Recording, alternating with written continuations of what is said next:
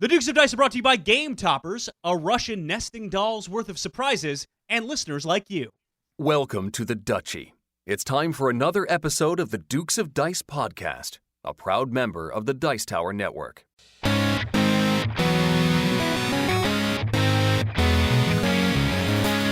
Coming to you from the Duchy in the Duke City, Albuquerque, New Mexico, and the Gateway City, St. Louis, Missouri, it's the Dukes of Dice, a podcast about board, card, and probably not role-playing games. Today, the Dukes review Lawyer Up from Manor Games. They also open a super secret surprise box Sean sent to Alex. And now, the Dukes of Dice.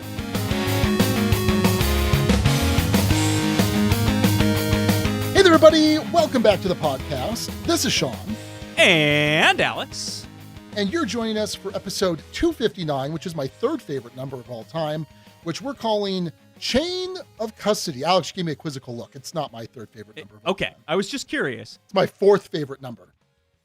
It's my fourth favorite. Okay. No, I'm just making everything up. Okay. My first favorite number of all time is 73, which is an odd favorite number to have. I can't explain it, have no rationale reason behind it. It just is. We've talked about that before. That was all throughout Pop Warner football, like Pee Wee football and high school. I was number 72, but my last year there was some snake that got 72, and so I was 73. So it was meant to be. Fate. I guess so. Anyway, this is episode 259, which we are calling Chain of Custody. Let me check my notes here to see who came up with that episode title. Oh, it's Sean Connery, the person that named the last episode. Is that our first back-to-back? No, we've had back-to-backs before. Have we? Okay. All right. Fair enough. Oh, 100% had back-to-backs before. Yeah. So this ties in. Do you have that open, Alex? I do have it open. Okay. Can you explain Chain of Custody? Because it encompasses everything. Absolutely everything. So it's referring to the legal term where you have to have evidence, has to have a chain of custody. It has to go from this person's hands to this person's hands to this person's hands so that, it can't be tampered with, messed with. Everything has to be documented, recorded. Chain of custody referring to delivery of packages, in the case of this being Sean's surprise package, chain of custody of going from one person's hands to another. And then kind of a separate bonus reference to the fact that we have baby birth date predictions, and we will have joint legal and physical custody of our baby girl due October 29th, but who knows exactly when she's going to come. All right. Well, that covers all of it. And by the way, Sean Connery did correct you in the guild. It is pronounced Shong, not Shang. So yes. And also not his first time naming episodes. Right. Not his first time naming episodes. Because we thought it was. Anyway, we get help naming all of our episodes over on our Dukes of Dice board game guild, which is guild number 2008. Definitely suggest you go check that out and participate in our Dukes on Deck the week of every episode recording so you can help us discuss the games and name some episodes. We'll give you the rest of the runners up, though, at the end of the episode. Well, Alex, we got a lot going on, but before we jump in, how are you doing? I mean, I'm great. Abby and I went to a birth prep class. I learned all about 4-1-1, 4 minutes, contractions every 4 minutes, lasting a minute, all continuous in rhythm for an hour, and that's when you go to the hospital. So that was good. Learned about all sorts of fun things, counter pressure, and trying to be the best support person I possibly can be as we bring baby girl into the world. But no, Abby's doing fine. Abby is rocking the pregnancy and doing great. Starting to have a harder time sleeping, but beyond that, she's doing all right. And I don't know how much of this we already discussed in the segment we recorded a week ago. So we'll see. We shall see. Well, yeah, okay. Are you tired, Sean? You seem tired. I'm tired. I'm a little sad. Norm Macdonald's passing. Oh, yeah. He was probably one of the most formative comedians, like, growing up for me. Like, so I've been watching YouTube clips of Norm Macdonald, like, nonstop. Like, I'll listen to him on the way to work. I'll listen to him during the day. At night, like, I fell asleep to one last night. So I don't know. It was kind of, it's always weird. It's always weird when the celebrity that you've never met dies. Like, I think the other one that hit me really hard was Leonard Nimoy. Leonard Nimoy and now Norm Macdonald. So yeah, I don't know. It's been a weird week. I had similar vibes when George Carlin passed away. I should note, I did see Norm Macdonald perform once. Yeah. I saw him perform my freshman year at USC. He performed on campus. And I think he was expecting an audience ready for something a little bit raunchier.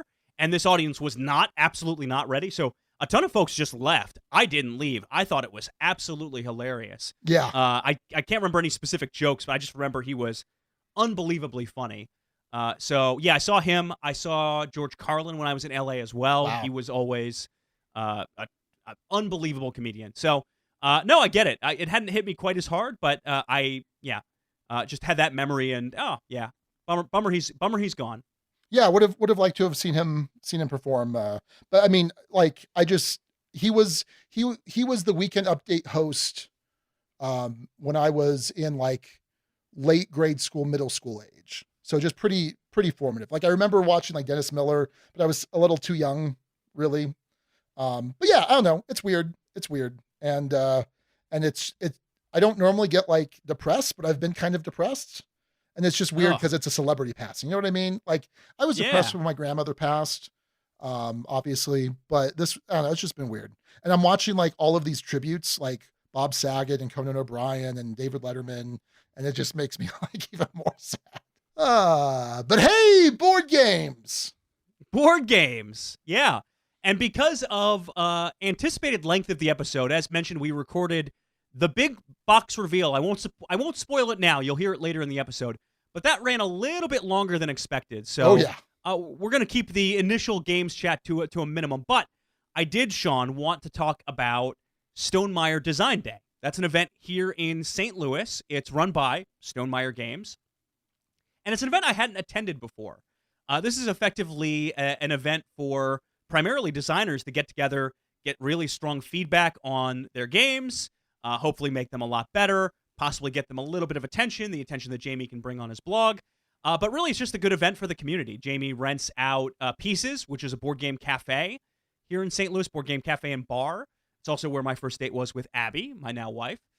And so I showed up. I was a kind of a last-second ad because I'd never planned things out far enough in advance. Signed up for some games in advance, played, I think, 6 different unique prototypes over the course of the day, most of which I enjoyed.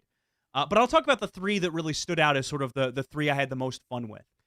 First one I'll talk about is Teamsters of Tortured Space. This one's designed by Scott Scribner. Sean, what do you think Teamsters of Tortured Space is about?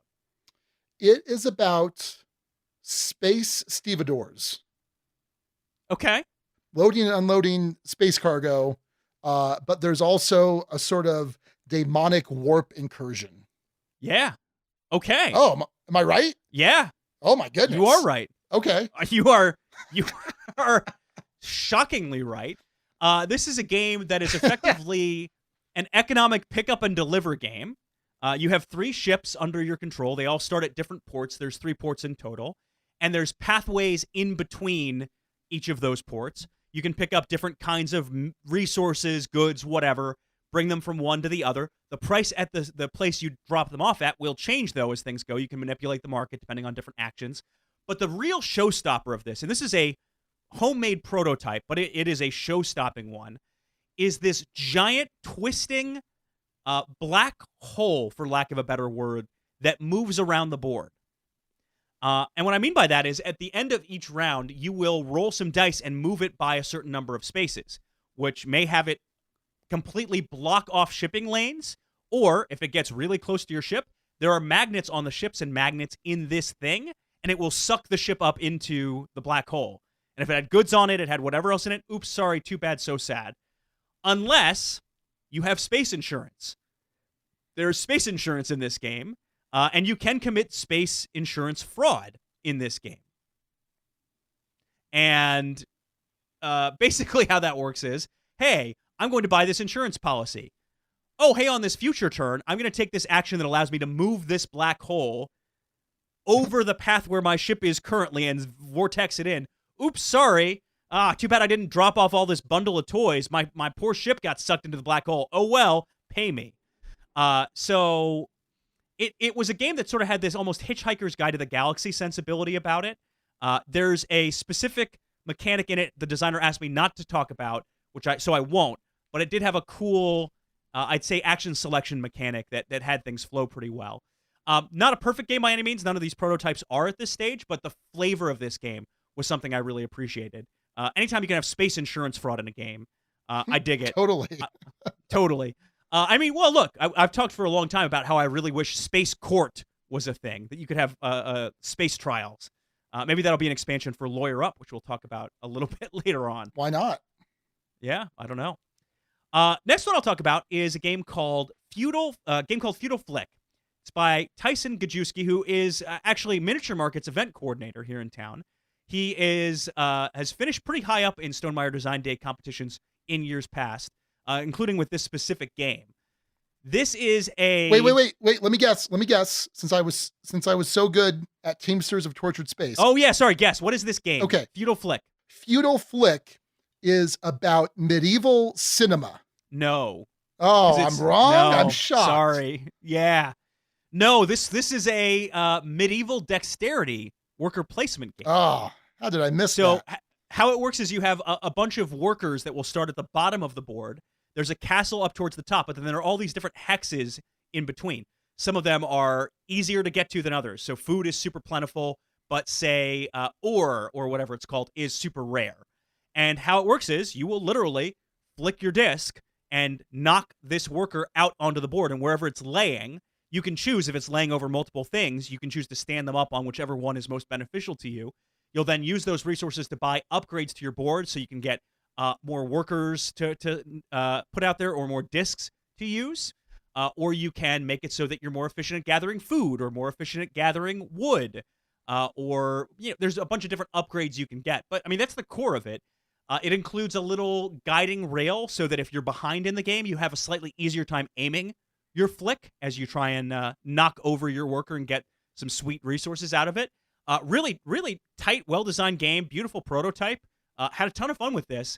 I know there's going to be some gamers that anytime you say dexterity, it's just going to immediately turn them off. But I thought the combination really, really worked well here in a way I'm trying to remember. What is that game, Sean? It's like a spice game where you had a sort of toss disc. Safranito, I think was the name of it.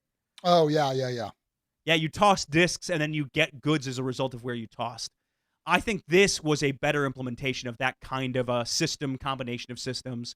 The way you built on things felt well. And if this thing ever gets a real publisher that can give it the works, I think it'll knock it out of the park. It's an interesting, really satisfying setup. So that's Feudal Flick by Tyson Gajewski. Last one I'll talk about, and this one I think you can probably guess unless you're going to be weird about it, is Jam Band. Jam Band. Okay, my guess for Jam Band is it's about a fruit preserve secret agent. Band. Yeah. Jam Band. It's so bad. That's band. That's not what this one is. Jam Band. Yep. Nope. Sorry. Wrong again? This is done by... Wait. Let me explain. Okay. Let me explain. Yeah. So the joke is, by the way, it's fine to explain a joke because Conan O'Brien does it all the time. The joke here is that I got Teamsters of Tortured Space so accurate, so unnervingly accurate that I then had to flip the script on the other two that were a little bit more obvious. Yeah, you didn't want to shine too bright. No, never do. No, never do. I get it. This was done by a design duo, Bob and Adam. This was actually the last game I played of the day.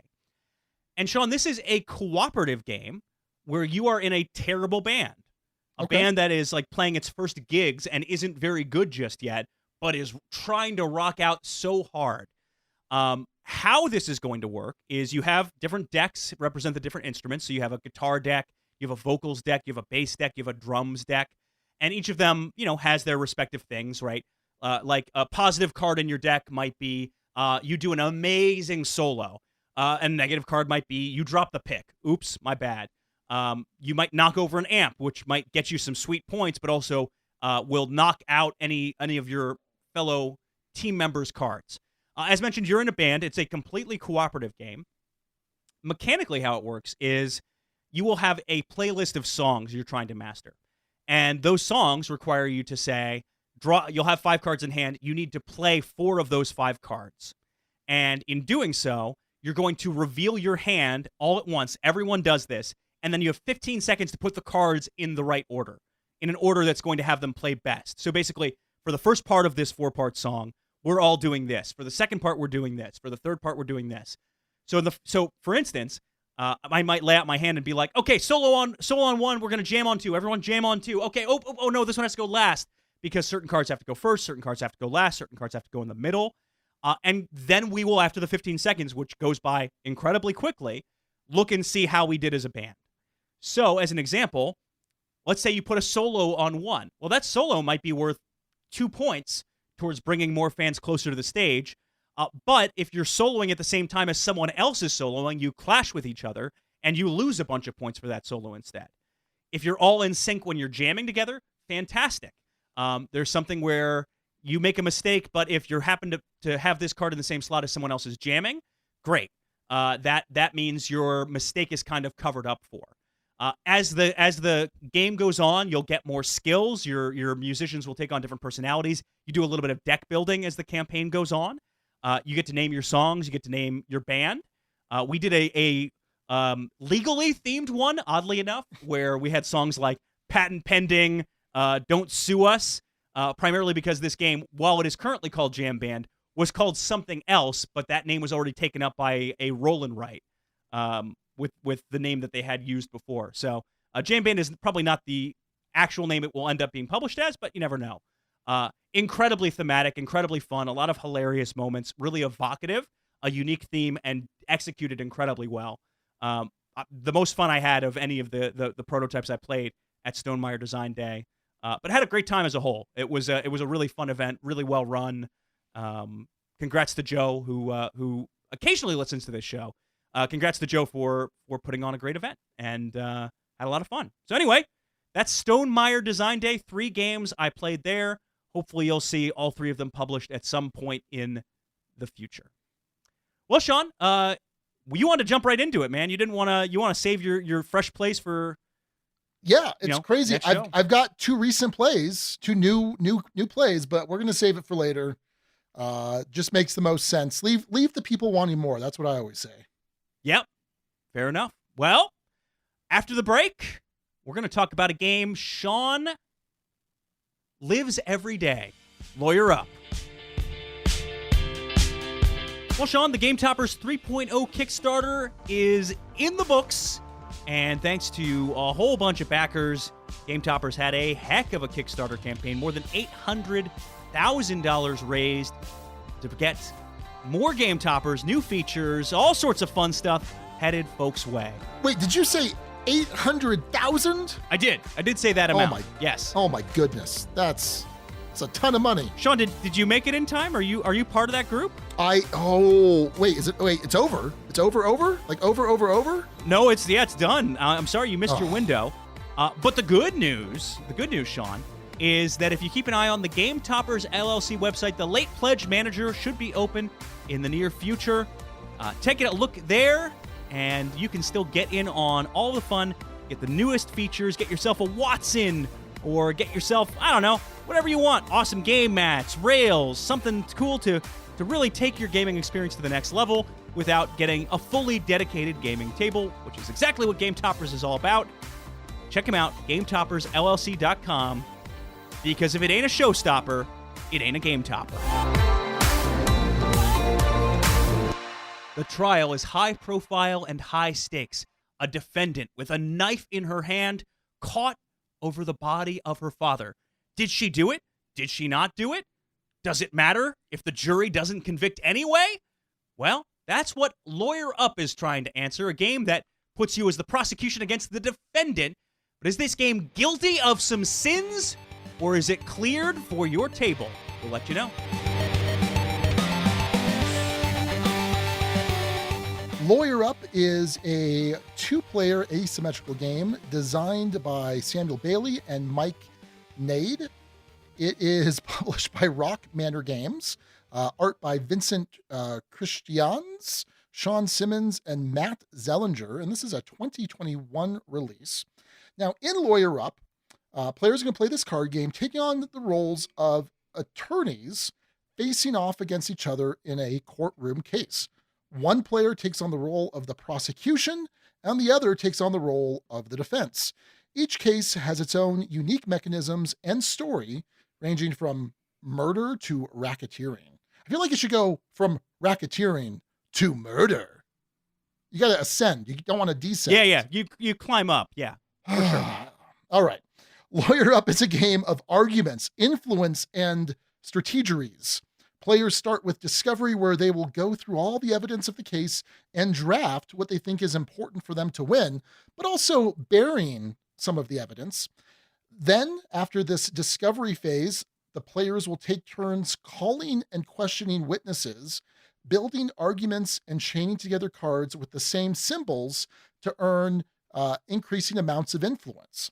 Whoever has the most influence at the end of this questioning phase will be able to claim that witness. They've won that witness, and then the net difference in influence will allow them to sway the various biases of the jury to their side of the argument. The game is going to end after all the witnesses have been called and won.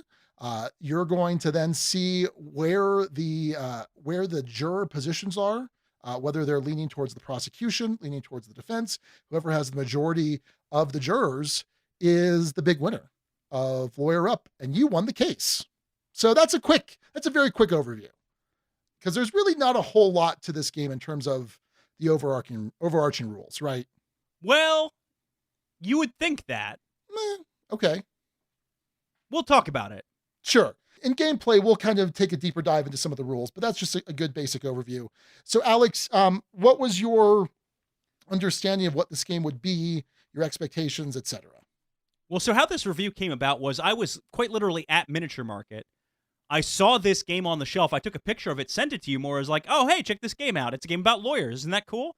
And you said, hey, pick it up. The trick was I'd already left at that point. So I took a U-turn and went back to the store and then picked it up. And I don't know. Expectations were, I was optimistic, right? It looked like it would have a hefty dose of theme in there. I didn't know exactly how it would play out, but it promised story, but replayable story. And so I thought that was an interesting concept. So I think I had decently high expectations, though having not heard of the publisher before, you never know what kind of thing you're going to get with any publisher that you haven't played their games just yet. So, yeah. What about you, Sean? Yeah, so I remember when this was it on Kickstarter, or either when it was being previewed or whatever, and I was like, all right, that looks interesting. And I was actually a little curious, and maybe he did reach out. I don't know. I don't know. So Mike, I don't know if he knew that I'm an attorney or not, but years ago, I'm trying to remember the name of the game. I did a preview YouTube video for it back when I was making YouTube videos for some reason or another. And I'm completely blanking on the name. Rock Manor. But anyway, yeah, I didn't know if he knew I was an attorney. You would, and for the most part, I don't know that either I don't think he is. And the first designer that was named, I don't think is an attorney. And so I'm curious what input they had from attorneys or not. By the way, the game that we did a preview of was Maximum Apocalypse. Oh, okay. So yeah, I'm always a little skeptical. I don't know that necessarily, like you mentioned, since I live the lawyer life every day, so to speak, that it's necessarily something that I'm going to be crazy about, because I play games for escapism, and that's not this for me. But I expected you to like this. And I expected that there would be maybe not fully immersive opportunities, but I can already imagine you going, Your Honor, objection, as you flip your objection token. Like, you must have gotten so into this game at various points. Literally every time. Literally every time. Your Honor, this is This is preposterous. Objection. Relevance, Your Honor. And here's the thing. I tried to do it. Like I would start to, and then it was just so half-hearted because I do that, right? Like it's one of my favorite things to object or to defend against an objection because most of the attorneys I go up with don't know the rules of evidence really well.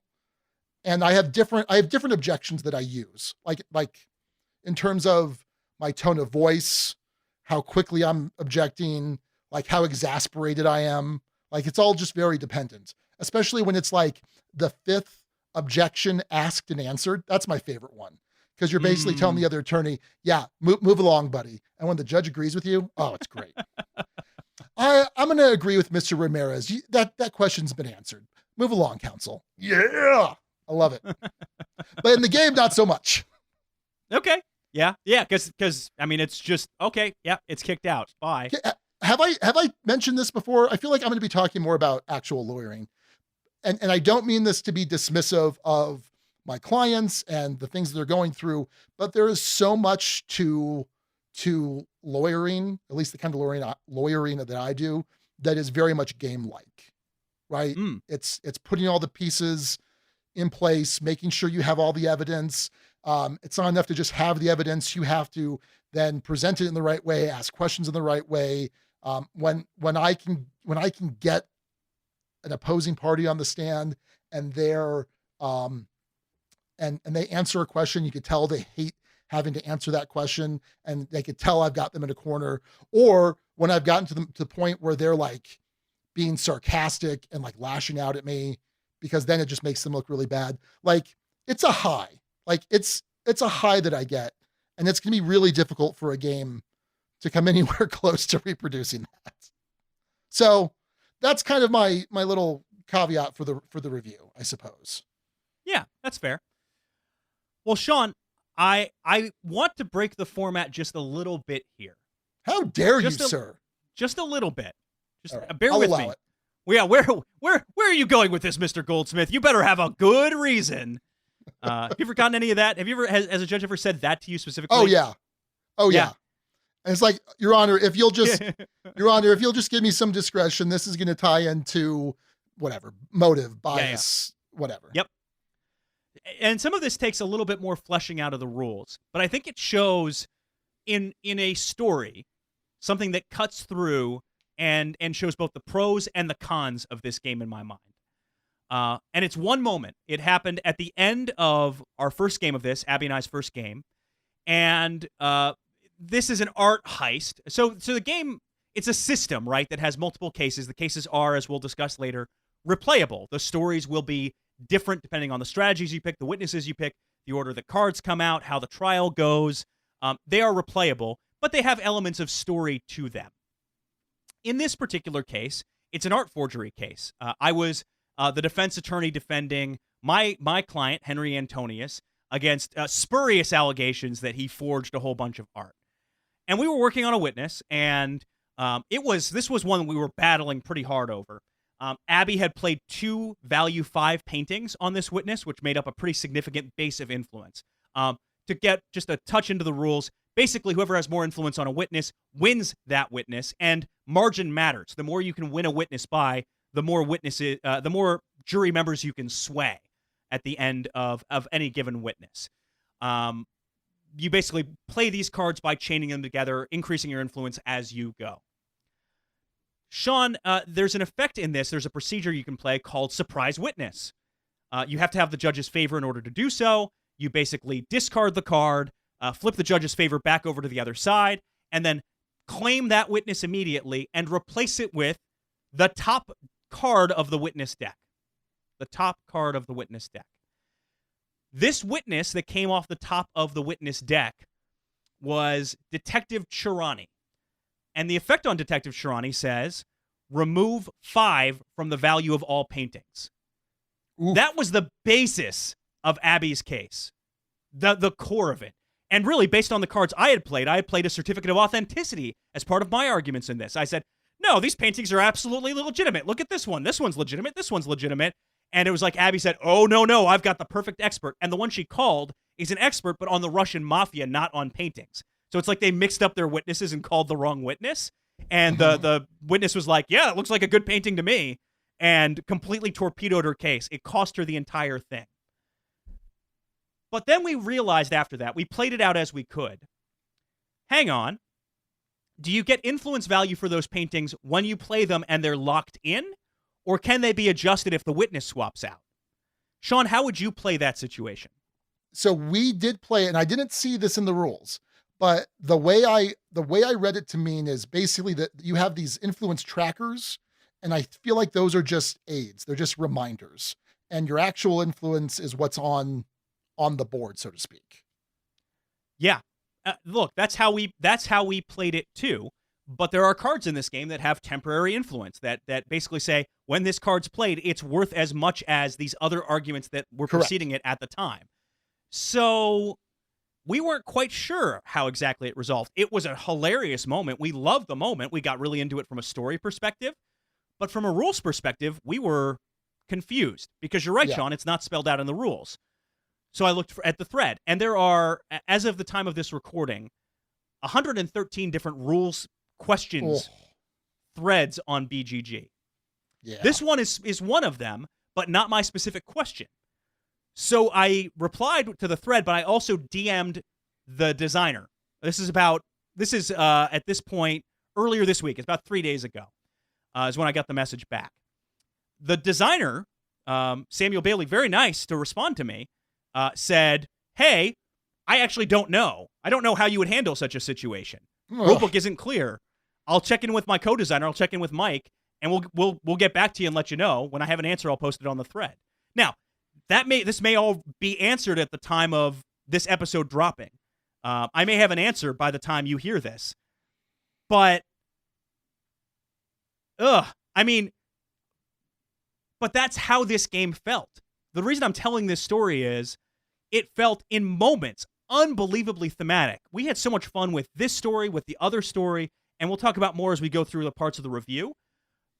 But this rule book is a mess, man, and the rule set is not fleshed out. It's not ironed out in a way that's clear. And I'll be clear, I'm talking from the perspective of someone who, when I worked in the industry, worked for a publisher who literally printed a keyboard upside down and had to send out stickers to fix it in the case of one game, and who recently had to announce that there was an errata in the errata pack that they got printed. So I get it. Mistakes absolutely happen. But the core of this is not enough of these situations quite fleshed out, which is such a shame because it detracts from a system that generates so many of these immersive, excellent moments, memorable moments. I remember both of my plays of this crystal clearly. But if it's held back by something at the core of the game that is unclear, and influence isn't some sort of side thing in this game, it is the core of this game. That's a problem for me. It's a big problem for me. So I don't know how I'm going to reconcile that score-wise, but was that your experience too, Sean? Did you run into rules, issues, questions, uncertainty? I did, and I will say, yeah, it's not a good rule book. And part of it, too, I don't know the exact dimensions, but I think it's like a 4x4 pamphlet, right? Maybe not even 4x4, maybe a little bit less than that. That's not the size of the box, so they could have printed something a little bit bigger. It is, for the most part, walls of text with a couple illustrations here and there. And so, yeah, I agree. When I said before that it's kind of a simple rule set, it is. This reminded me of a card game that would have been designed in the 90s. Well, it reminds me of like the first rule book I ever read for Magic the Gathering, which was this like 20-page thing where nothing's set in stone, nothing's certain. Cards that do like 3 nearly identical things are worded in different ways. And I just feel like, really? It's 2021. Let's tighten this up. Like, especially in a card game where there are corner cases, you've got, LCGs from Fantasy Flight. You've got like Ashes from Plaid Hat Games that all have like really tight core rules. Not to say that there's not going to be a need for an FAQ or errata or anything like that, but this just it was rough. It was a rough rule book. And so for the most part, what I typically tend to do is I typically interpret things. I do something as if I think it's magic because that's the easiest point of reference for me, and that's not always necessarily the right thing by any stretch of the imagination. That's not like the designer says, "Oh yeah, if there's a problem, just assume it's a magic ruling." So I don't know. It was rough. It was not a great rule book, and there were some weird things that came up. We didn't get super bogged down. Like I didn't. I've said this something like this before. I didn't care enough to look it up on Yeah, BGG. and I did, which is Yeah. I think a positive indicator for the game. And as I mentioned, memorable plays in both cases. Um, but I will say we ran into a situation just as tricky and tough to untangle in the second game. One that I think has a solution, but that we kind of misplayed in the moment. Um, in the second case of this, Sean, a murder case. Did you play both cases, by the way? Yes. Yeah. By the way, I liked the second case a little bit better than the first. I thought both had things to offer, but found the second case more immersive, engaging, a lot of fun thematic moments. I lost. I was the prosecution. I lost. I was a hung jury by literally the one juror by one influence point on the one juror. That's how close that game was, how much it came down to. But if we'd played it properly by the rules, we wouldn't have even had that last witness anyway. Because how this works is you have key witnesses. You pick your key witnesses. You pick them based on strategy. One of these witnesses on the defense side is the defendant. They are a key witness. They're listed as a key witness, but they're not in front of the rest of the key witnesses because the prosecution can't call them. But the game ends when all the key witnesses are gone, and it's meant to be 9 rounds, but she's a key witness. She's not gone. She just happens to be in someone's hand. So does the game end after 9 witnesses if the defense hasn't called their witness? What if the prosecution has their turn? They can't call this last witness, but they're still a key witness. And the game doesn't end until all the key witnesses are gone. So what do you do? How do you resolve this? Same kind of tricky, and if you read enough rules threads, you can figure it out. And perhaps the intent is there, but it's not intuitive, at the very least, and certainly not clearly spelled out enough, which is, again, a shame, because that was another case where we had hilarious moments. I literally, on a witness, Sean, called a witness, and then in order to kind of stall for time, take an action to get rid of a card, played a card that basically was like, oh, it turns out this guy lied on our previous case. My bad. Sorry. Like, discredited my own witness is Yeah. part of this thing. I had another one where I actually beefed up the witness through one of the cards, and then immediately played the card that was literally discredit the witness in the same examination, which doesn't make sense completely, but was hilarious, and I enjoyed it. So there's a lot of memorable moments, and it's bogged down and stuff. So anyway, we've talked about rulebook, and I think some of what you're talking about with rulebook is space, right? It's a small rulebook, Yeah. and the box itself is relatively small. Not that it necessarily, I guess, needs to be larger, but this pivots pretty well into art and components. It's this kind of deck box, long deck box kind of thing. Mhm. That's how I would describe it. It's sort of a long, thin, deep box with cards. It's just cards and cards and cards. There's a ton of cards, so many cards, and then there are a couple of dials. There's a prosecution dial, there's a defense dial, there's bias tokens, there's some dice for the solo mode. There's a couple of other things in there as well, and I would say the wooden tokens, quite nice and lovely. The cards all seem to be of a good thickness, decent quality.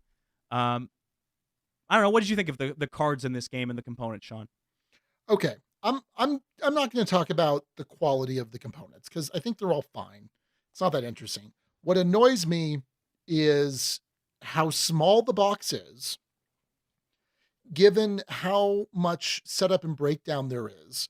Like, yeah, if I want to have a whole stack of all of the cards together, that's all well and good, except that there are different cards that make up different case decks, witnesses that are different, um, different bunch of different like individual decks that would really do well with some sort of dividers organizational system, especially if you're saying, okay, I want there to be room for this to grow with expansions, because it's pretty easy to do. And you just can't do it. Yeah, you could bag them up, bag the different decks up into baggies, throw them in. But it's kind of a pain. It was a weird, I'm sure there's cost issues involved, but it just seemed like a weird choice. I didn't find the setup and breakdown as bad. I would say the dividers are fine. Not bad.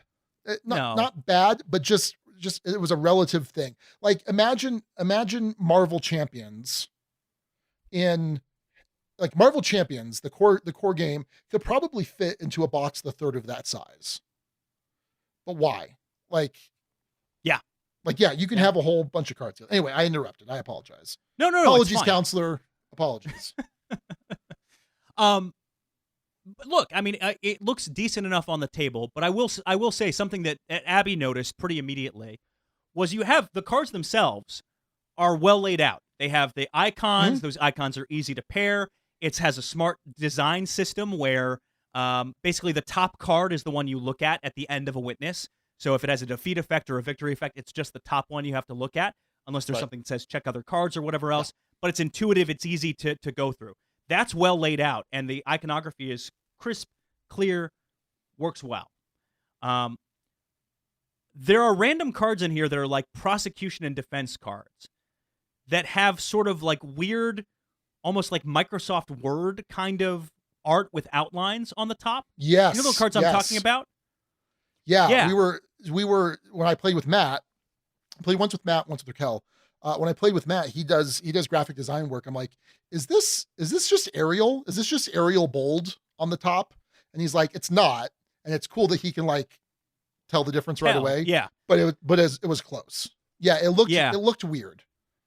It looked weird. And then some of them sort of had, and I don't know if they were going for like a courtroom sketch effect on some of these, but they sort of had like what looked like unfinished art in a weird way. I think it was stylistic. I think it was a choice. I don't know if I like the choice personally, but relatively small thing. It's not on most of the cards you're playing with are not only well laid out. I will add this in, Sean. I love the flavor text on these cards. Yes. I absolutely read the flavor text at every opportunity. It tells a deeper story. I guess this more belongs in theme, but I enjoyed that they included the story and had intrigue levels of the case so that you could imagine different endings, and the trial could legitimately play out different ways, even with the same kind of background thoughts, theories, whatever else going on. So from that standpoint, I found it reasonably successable. I will note, Sean, this was true in the rule book, and it was also true. I think there was at least one card I noticed that had a either it had a blue background, but a P. Yes, and I think it was one of the witnesses in the first case. So just to explain that. So on the witness cards, there on one side there's like the primary value, the second side there's the secondary value, which is how much influence that witness adds to your starting influence total. And generally, if it's red, it's going to have the P for prosecution. If it's blue, it's going to have the D for defense, generally speaking. But I did notice some ones that seemed off, and I didn't see a good explanation for that anywhere.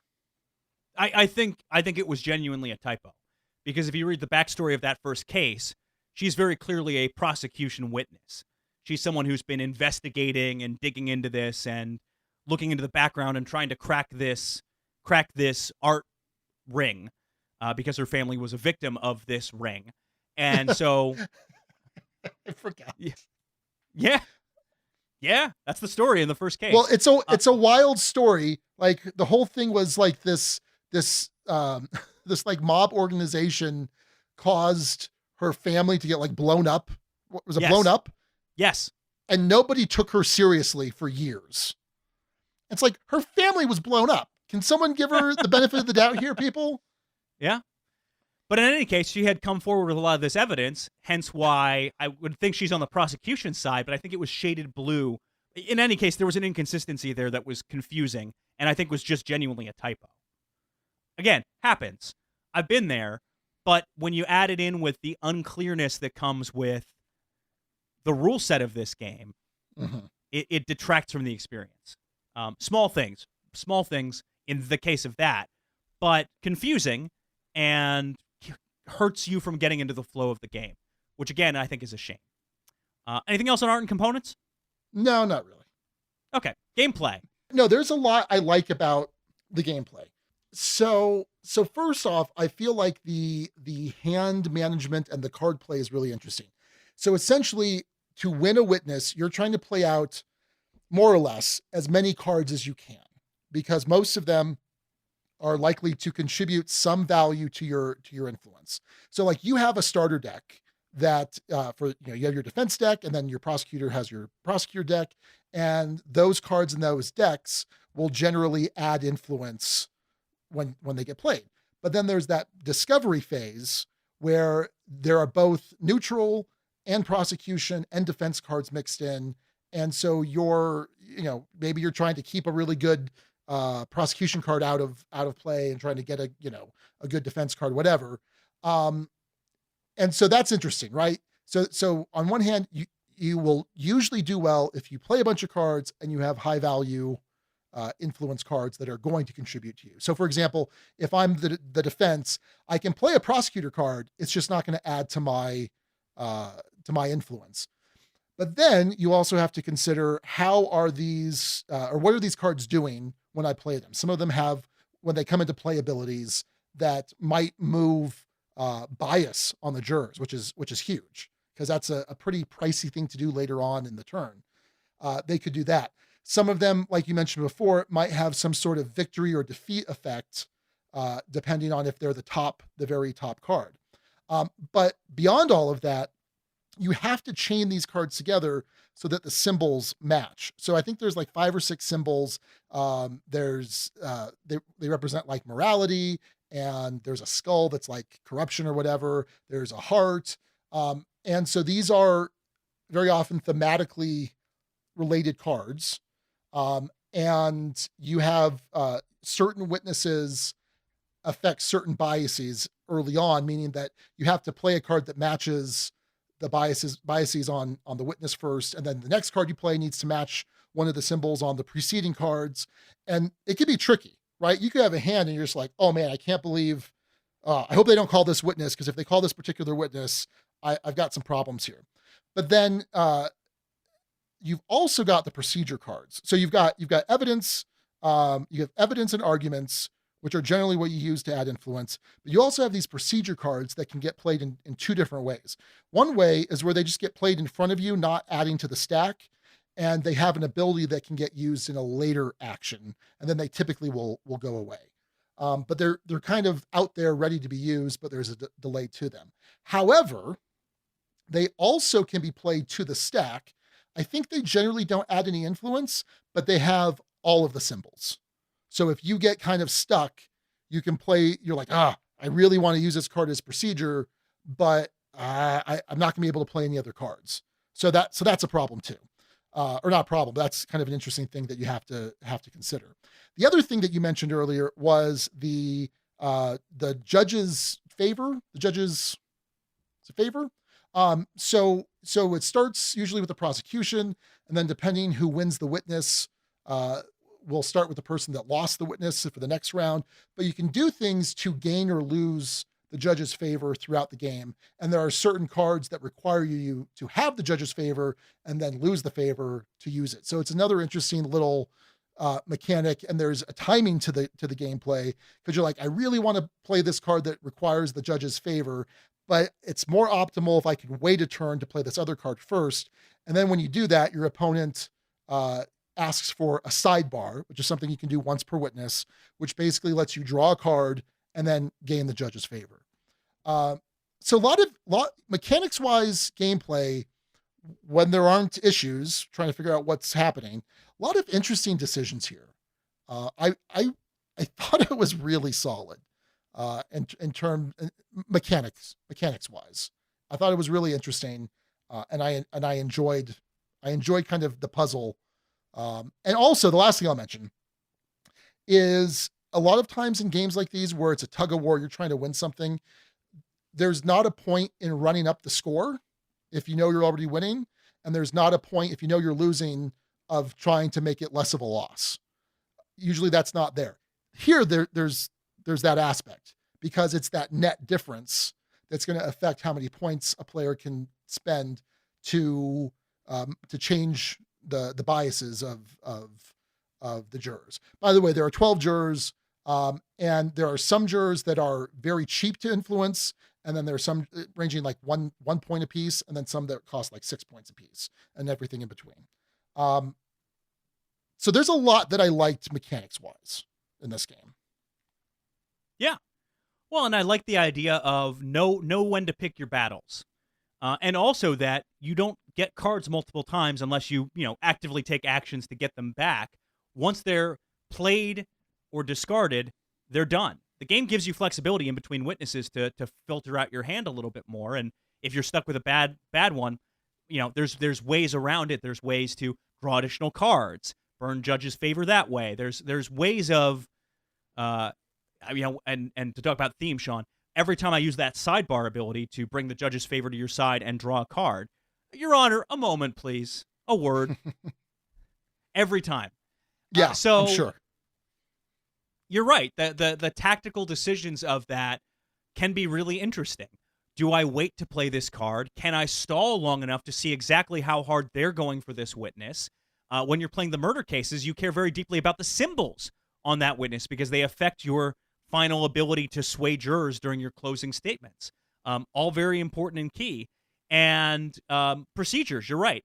They can be used to kind of reset the deck or add symbols that might add value, or you can have them in front of you and potentially do some really cool things like bring in a surprise witness.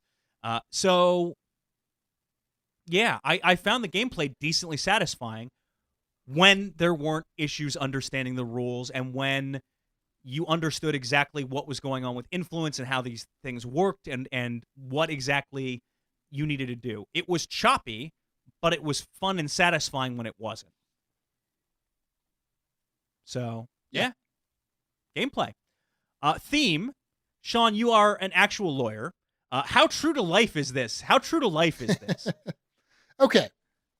Let's pull up a chair and let's listen to Sean's pet peeves. You ready for this, Alex? I'm ready. I'm kicked back. I got my beer. I'm ready for this. This is all maybe tongue in cheek's the wrong word. Like I feel like this is very much more influenced by TV and film, courtroom dramas, stuff like that. I don't know to what extent they had input. So let's see, a couple things. Burying evidence. So in the discovery phase, when you're basically drafting and you're burying evidence, that is not what you do in discovery. That will get you disbarred. That's what I love about it, though. Like I said, Sean, space insurance fraud. That's all I need in my games. I have a case right now where, okay, I need to be careful what I say. It's not a family law case. It is a, nope, I'm just not gonna say that. It is not a family law case, but I am telling my client we have to produce everything in discovery. I don't care how bad it makes you look. We have to produce it because the other side has ways to get it. If we don't produce it, they could subpoena financial institutions. And if it turns out that we didn't produce something that they later get, then we're in big trouble. Like big, big, big trouble. Don't do that. You can't do that. There's no bearing evidence. Now, keep in mind that not all lawyers are the most ethical. Some are, some aren't. And so there's certainly plenty of cases where an attorney gets in a lot of hot water for, like, there's prosecutors that don't release exculpatory evidence for criminal defendants, and they get they go to jail, they get disbarred, all sorts of nasty things. So it's there. It's just it exists, and so maybe I don't know why I'm complaining. I don't do that because I like my job and I like having a business and being able to employ people. Okay, the word evidential. Now, evidential is a real word. And I don't know, maybe it's a regional thing, maybe it's not. We say evidentiary, at least here in New Mexico. So maybe there's people, we can ask BJ what they say out there in Louisiana, which is weird. Louisiana is just weird when it comes to legal stuff. But I have never heard evidential before this game. I looked it up because I'm like, that's not a word. It's a word, but I always hear evidentiary. Like we have an evidentiary hearing. I don't know. That's fine. Also, Alex, in a 12-person jury, did you know that you need to win more than just a majority of the jurors to your side? Well, here's the thing. If that first one's a civil trial, right? And I don't know if it was or wasn't, but if it's a civil trial, then you can get away with half, right? Well, okay. So the first one is no, it was an Interpol. It was a criminal. They're both criminal. Oh, okay. Well, yeah, then it's typically unanimous. Yeah. So yeah, Okay. there's that. That's it. I mean, nothing huge. Like, I get it. It's more fun and flavorful. And also, like, yeah, you're not gonna get every single juror on your side in this game. Like, that's just, there's no way. That would be no fun for the other side. That would be a blowout, you know? Well, but the way they handle it is pretty brilliant. In case number 2 of this one, you have to have a unanimous jury to convict. It gives the prosecution the ability to lock jurors to keep them from being swayed or moved as easily. Mm-hmm. And the defense has some ability to unlock and move them, but it's harder to get access to them. So it does tip the scales so that it's easier for the prosecution to have more jurors on their side, but have all of them a lot tougher.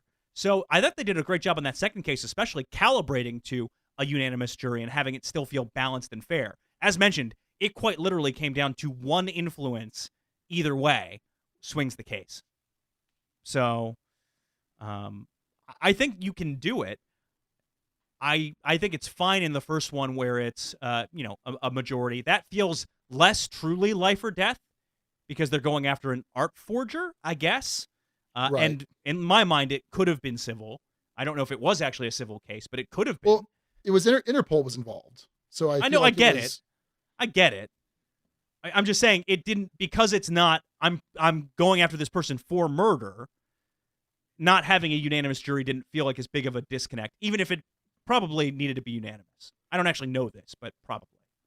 Yeah. So, well, there was one other thing too. And now I'm completely, so typically you can only object to arguments. By the way, you get 3 objections for the whole game that basically just counterspells, just negates an argument. There's a different mode that can also do something that can also negate evidence, I think, but generally speaking, it negates arguments. For the most part, you object to evidence because it hasn't met a certain evidentiary standard in terms of authentication or foundation, or you do object procedurally. You don't really object to an argument.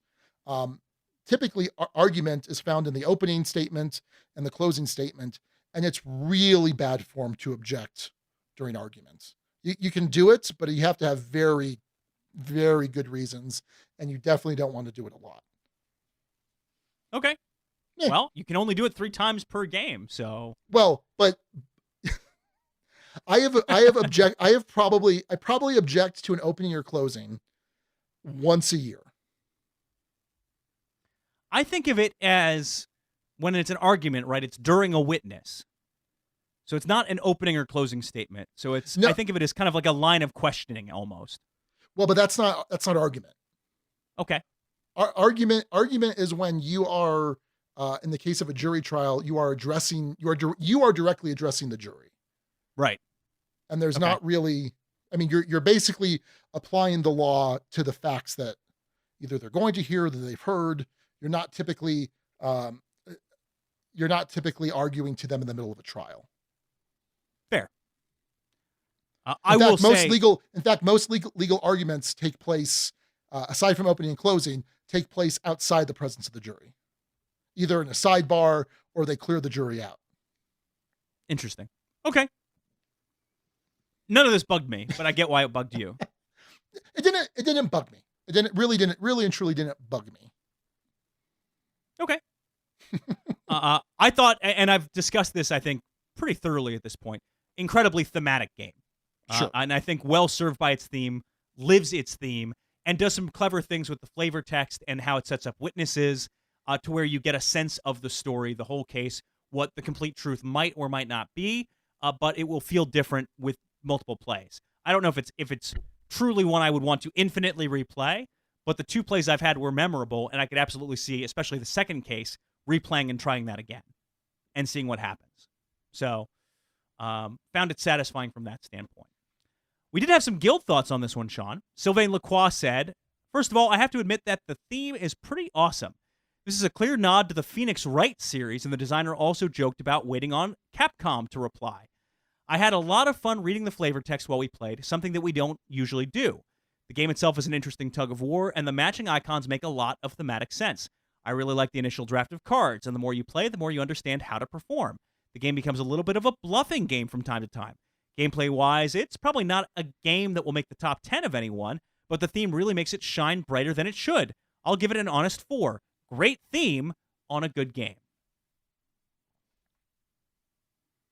And then BJ said, also an attorney, said, I played this 2 or 3 times on Tabletop Simulator and loved it so much I've been trying to scrounge up a copy. Mine just came in this week, and I'm hoping to get a play in it this week as well. The push and pull of the jury tokens is so thrilling, and unlike Watergate, which feels a bit similar, there is a cool drafting phase at the start of each round or game. Can't recall offhand. This is a must-keep, not just for the theme, but also for the amazing gameplay. I'd give it a 5. Woo! What worries me is I don't see mentions in either of those about rules confusion. And I don't know if in BJ's case he was taught it well online. I could see if someone taught me this game at a convention, I'd probably have a lot less confusion than trying to learn it from the rules or a video. But it's interesting. We didn't see what's my chief complaint about this game pop up. So, yeah. Sean, you want to go first with this one? Let's have you go first. Okay. So we rate games here at the Dukes of Dice on a 6-point scale. You already heard a little taste of that. 1 is bad, bad, very bad. 6 is good, good, oh so good. So 4, which Sylvain gave it, would be a good game worth playing, just not all the time, belongs in the Duchy. BJ's score of a 5 is a great game, will rarely turn down a play of it. I think Sylvain's thoughts on this are pretty correct. Great theme on a good game. With the caveat that I would add, great theme on a good game with some significant rules frustrations. And so this has me in between a 3 and a 4. 3 is game is okay, not exciting, we'll play in the right situation. 4 is a good game, worth playing, just not all the time, belongs in the Duchy. Wow. And I think, hold on real quick. I had you pegged at a 4 or 5. No, it isn't. I'd have a hard time getting to a 5 on this. I had some fantastic moments with this game, and I think the gameplay is well constructed. I think the core of this is really good. But I don't know if I stated it well enough, but the bog down of the rules and the untangling of this game in both plays proved so frustrating to me that there's no way I could possibly give it a 5. In fairness, though, Sean, you're correct. I think my enthusiasm for this game and the fact that, hey, I'm probably likely to. I have the expansion that's the Godfather expansion. There's also a Witch Trial expansion of this. I hope they come out with a space trial themed one, almost a space court of sorts. But I'm interested to try out the Godfather one and see how they use this system for that kind of a trial. Can you whack jurors? Can you intimidate jurors? I bet you probably can. I don't know this for sure. I haven't opened the box, but that's interesting to me. The system itself is really well thought out. It's thematic. I enjoy a lot more about this game than I don't. But with the rules development of this such a mess, and not just on the fringes, but at the core of it, at the core of how much influence do I have? How does this work in calculating my influence? It's just not clear enough. And that's a sin that's hard to get past for me. So ultimately, I think where my mind settles at for this one is a 4. A good game worth playing, just not all the time, belongs in the Duchy. But I will say this. I think it's rare and an incredibly positive thing when a game that's trying to be thematic has memorable plays. And the fact that I had memorable plays for both of mine leading up to this review is a very positive sign for the system as a whole. Again, just the rules frustrations holding it back. It could dip lower. It could go higher. I'm not sure. But 4 seems like a good spot to have it at right now. John? Cool. So this reminded me a little bit. BJ mentioned Watergate. This reminded me a little more of High Treason, the trial of Louis Riel, designed by Alex Berry. And that game, it's interesting. So that game is much drier. Uh, it doesn't. You don't have like the thematic role playing elements, I think. And it's also not different cases. It's just one case. This treason trial of this Canadian revolutionary, I think. And so you don't have these different cases that you're playing out. And it's also kind of a card driven game a little bit more than this is. It doesn't have as many. There were certain things that Lawyer Up did a little bit more interesting in terms of the chaining of cards. But for my money, I prefer High Treason, The Trial of Louis Riel better. There's a historical aspect to it. There's like, you would definitely not enjoy this game nearly as much as Lawyer Up, Alex. Like, it's just, you don't have those same objection, Your Honor. It's just not happening. But I'd rather play that. I like Lawyer Up. I don't own it. I'm not going to own it. I would certainly be interested in playing the other cases. I play the Godfather case. I would play the Witch Trials case. They sound fun, and I enjoyed my plays. I'm not going to not play this game again, but I just don't know that it's something that I'm eager to get back to the table anytime soon. So for me, that's a very square. Maybe it's a high 3. Game is okay, not exciting. We'll play in the right situation. And that right situation is probably playing some of the new cases. And then, okay, cool. Moving on. I think it's solid. I do think that if I weren't a lawyer, I would like this more because I would enjoy the role play of it more, like I'm sure you did. Yeah, I think that's fair. Well, that'll do it for our review of Lawyer Up. Sean coming in with a high 3. And Alex, myself, and I coming in with a 4.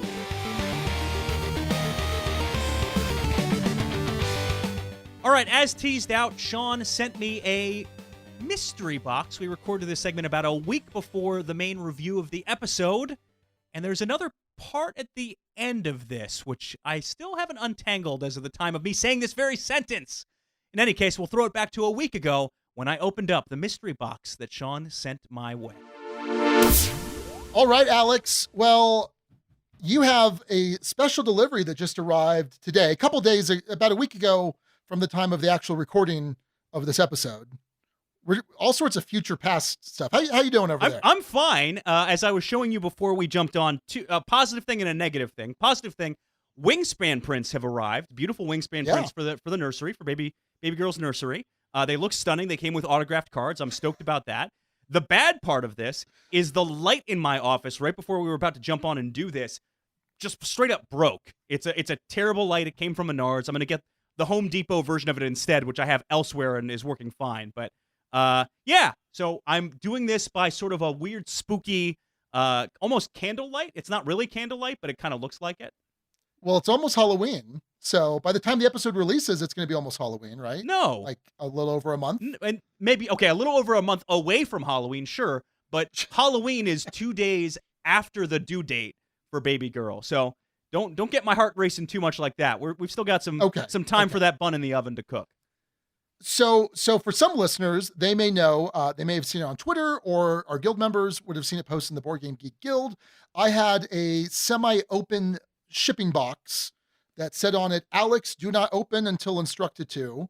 I posted what's in the box. There were some mostly terrible guesses, some good ones. And so the box arrived today, correct? It did arrive today, and I, as instructed, have not opened it. It has remained sealed. It's I would say for listeners, it's a significant size Amazon box, and it's got some. It's not filled with lead or anything, but it's got some heft to it. Some stuff in there. 13.5 pounds. Yeah. And it's a repurposed Amazon box. So no, it didn't come from Amazon. No, this clearly didn't come from Amazon. They're not going to write per your instructions, "Alex, do not open until instructed." Well, I could probably get someone to do that. Maybe. So, okay. So Alex. Yes. So give me, what are your expectations? What are you thinking is in here? So as I told Abby, and her mom, we were hanging out with them a bit ago. This is just ahead of the baby shower, we're about to have here in St. Louis. I said, whatever it is, I'm probably not likely to like it. Or I think that's my anticipation is that this is being done in, hey, you have to try it because you said you would. I think this harkens back to the anniversary episode when you mentioned wanting to do more Warhammer adjacent or miniatures adjacent kind of stuff. So I think if I had to guess, it's related to that. It's something in that vein, universe, ballpark. I am hoping I don't have to paint anything. Okay. Fair enough. But beyond that, I think it's miniatures related or miniatures adjacent. And I know other people have been in on this, so there's been some amount of effort. I also know, because I asked you, that it is not baby related, because you asked for a link to the registry right after I mentioned that. Which you have still not sent me. I have not sent. Yeah, I Perfect. need to do that. Perfect. Anyway. Okay, so over on the Guild in the thread, BJ from Board Game Gumbo suggested maybe it's Merchant's Cove because of the size of the box. Good guess, because I think you would like Merchant's Cove quite a bit. Joshing Gurr said nothing, absolutely nothing. You're so stupid, which is a fantastic UHF reference. And then there was a bit of a rabbit hole. Mike White suggested it's Gaia Project, a bottle of tequila, and a bunch of limes. What's the story there, Alex? Well, and by the way, this is, I think, the most re-listenable to clip of the Dukes of Dice, perhaps. I know it was bad for you in the moment, but it has held up if you go back and listen to this. This was when we were supposed to review Gaia Project, and for a series of circumstances, some of which were not my fault, others of which were very clearly my fault. I said some of them weren't my fault. Others of which were very clearly my fault. Instead of playing Gaia Project at the last possible opportunity with my buddy Josh here in St. Louis, we instead went to a Mexican restaurant, had a bunch of margaritas, and played completely non-related games, including Tales of Arabian Nights, Soccer Tactics World, and I don't know what else, but at least those two. Okay. Yeah. Good stuff. Good stuff. Let's see. Nick Hayes also suggested possibly supplies. Supplies for what? I don't know. And then Sylvain Lacroix says, I know, but I won't tell. And I think he may be the only one that I told in advance. He had messaged me on Facebook. And maybe I'll explain a little bit more about that in a second. Okay. All right. So you've got the box. I have the box. It's on the floor next to me. Do you have something to cut it open? I have some keys. Prepared? I have my car keys, which will work just fine. Okay. Find the sharpest key you can. Yes. There may be, what's interesting, this is kind of a chicken the egg. There may be something inside the box to help you open the box. Interesting. I don't know if I like where this is going already. Okay. Right. But I have permission now to open. I've been instructed. Yes. Open the box. You are being instructed to open the box. All right. Alex, open the box. Stand by. Standing by. I knocked my microphone over while leaning down to get said box. Now I'm going to get the box. Here we go. Do, do, do, do, do. Do, do, do, do, do. Do, do, do, do, do, do. Do, do, do, do. Do, do, do, I have cut open the box. I'm pulling open the box, but I haven't seen what's inside yet. All right, the box. So I'm watching here. The box is opening, and he is now shocked to see that there are. I haven't seen it yet. There's bubble wrap on top. That's what I know. Bubble wrap, additional boxes, right? Okay, I absolutely called Warhammer. That's the first thing I see. Okay. It says Warhammer 40K. What on earth is this thing? Okay, so you just pulled out the brand new. This came out about 2 weeks ago. The Warhammer Kill Team starter set, which it's called the Octarius, because it takes place in the Octarius sector, and it looks really cool. This is kind of like World War I looking futuristic gas mask. It's sort of like World War I Darth Vader. Sure, yeah. So that is the Death Corps of Krieg, Alex. Those are humans. They're part of the Astra Militarum, formerly known as the Imperial Guard. And then on the back, you're looking at now, it's everything's painted up on the picture, and it's a bunch of terrain, and it's two forces, two of these kill teams. One are the Death Corps of Krieg, and the other are these orc commandos, space orc commandos. All right, so go ahead and open that box. It's pre-opened. What this box is? Oh, okay. It felt like it was shrink wrapped, but it's not. No, it was. Originally it was shrink wrapped. All right. So while you're opening it, Kill Team is the smaller skirmish game. Oh, right? dear Lord. Wait, I have to jump in here. Hold on. Oh boy. It's the smaller.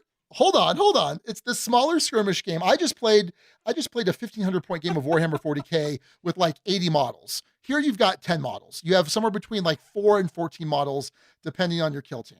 All right, so you just opened up, and I think on top it's what, a bunch of books? No, it's the opposite. It's a bunch of very Miniatures teeny on- tiny little pieces, miniatures in kind of plastic punch form or whatever. We call those sprues. They're sprues. Miniatures It's a on bunch of sprue. stuff on sprues. But if you notice, there are a bunch of pieces missing from those sprues. Oh. Yes, there are a bunch of pieces missing from those sprues on one of the sides. Because I have done a decent amount of work for you. Oh, okay. Okay. So what you have in there are you have 9 of your 10 Death Corps of Krieg models that are left to be built and painted. We'll see. Okay. And we'll see. Right. So also in that box, you have the main rule book for Kill Team. I'm going to send you some links to some videos to watch. You've also got the Octarius campaign book, which has it's basically the army book that gives you the rules and abilities for both forces, the Orc Commandos and the Death Corps of Krieg Kill Team. So it's got some dice. It's got some other stuff. So put that aside for now. Okay, putting it aside. Hang on one second. Putting this aside. Putting it aside for now. Okay. Now next, there should be a smaller brown box. Well, there's other stuff. There's other stuff. All right, start pulling that out. Tell me what you got. Yep, we have color primers. Okay. The Army Painter color primers.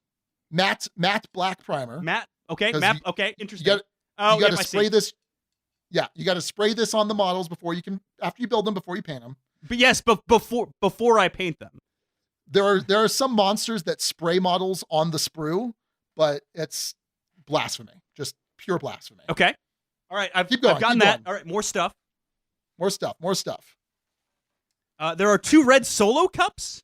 Oh, okay. There's a red solo cup, and inside that red solo cup, you will find one of your Death Corps of Krieg dudes that's been built and primed, and I've got him on a little sticky thing on a wooden block. Yes, because you could hold him by the wooden block.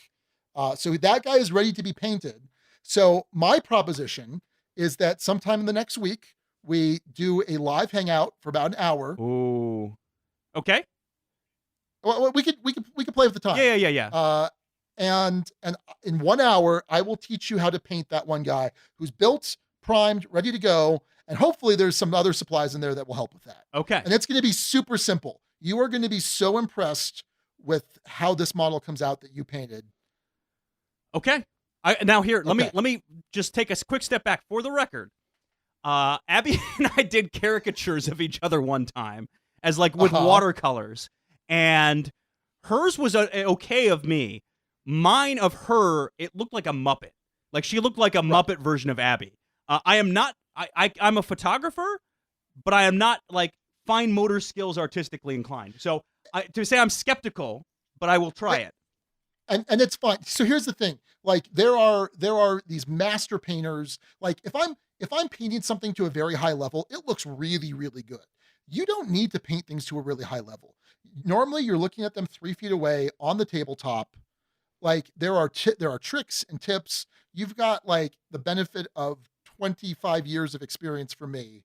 Like I'm not the greatest painter in the world. I'm a pretty darn good painter, but I know how to do things well and easily. And I've taught tons and tons of people. Okay.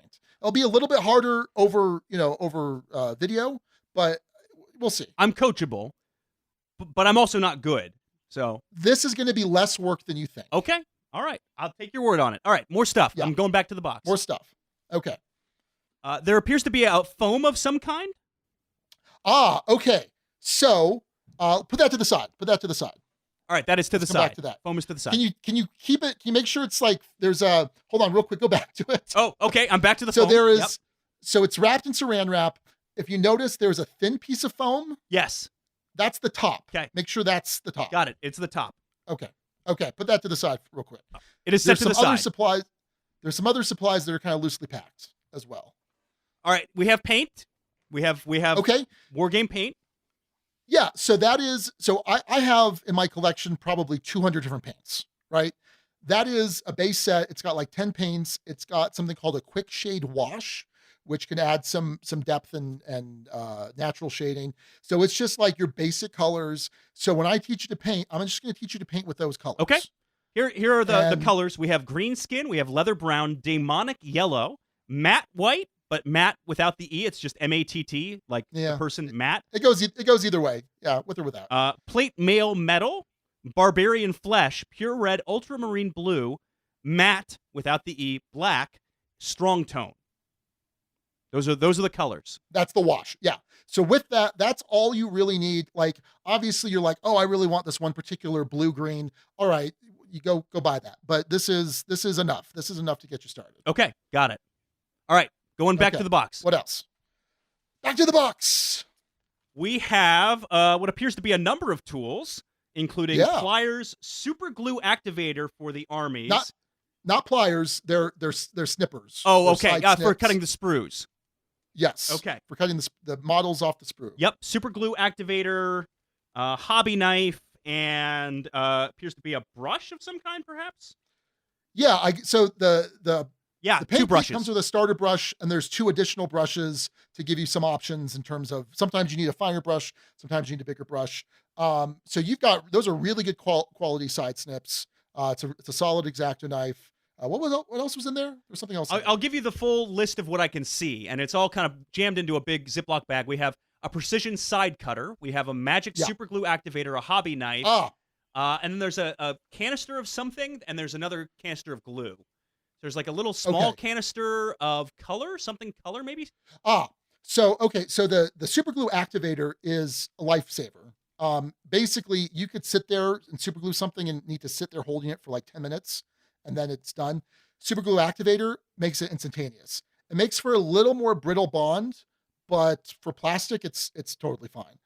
And then the paint that's in there, it has sand mixed into it, which you'll use to texture the base of the model, and you'll see in a sec. Okay.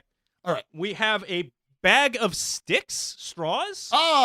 Yes, those are sanding sticks. They have different kinds of sandpaper. Generally, you want to use the orange one. The orange one is the finest. Your mileage may vary.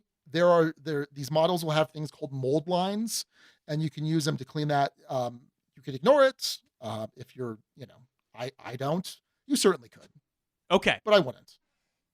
Hang on. They accidentally went right in the trash. Not intentionally. They just kind of slipped Oh, off wow. the desk. I know. I'm gonna Rude. hang on 1 second. Okay, they've been recovered. All right. Perfect. Now the only thing left in this box is a smaller box. Okay, grab the smaller box, and it shouldn't be sealed, so don't hold it upside down. I mean, it's All right. taped up. It's taped up. It's taped up. Are you sure it's not upside down? Yeah, it's taped I on don't both ends. I don't remember taping it. Maybe someone inspected your very suspicious package. Oh, no, I do remember taping it. I actually had to take all of this to work with me because we didn't have packing tape. All right, so I'm going to cut it label side up. Yeah, that's probably fine. I mean, That's probably fine. there's a label on one side and there isn't on Yes. another. Label side up is perfect. Perfect. All right, opening second box. Okay, second box. Here we go. Oh, yeah, I did put tape on it. I didn't when it was here at the house. That's right. I remember now. I'm sure that's thrilling to our listeners. Okay, first thing I have is some kind of a robot leg. What? No, it's just a beam. Okay, you are opening up a box of all of the terrain in the kit built and painted. Oh, wow. Yeah. We're talking like a weekend's worth of work. Done. All right. Yeah. Wow. Yeah. Yeah. Wait, what was in the yellow bag? What was in the yellow bag? Oh, it's little barricades, right? Yeah, they're little barricades. They're kind of metal. They have metal grates on them. Little teeny tiny bolts. Yeah, that's what's in the yellow bag. Okay. Yeah, that's right. That's right.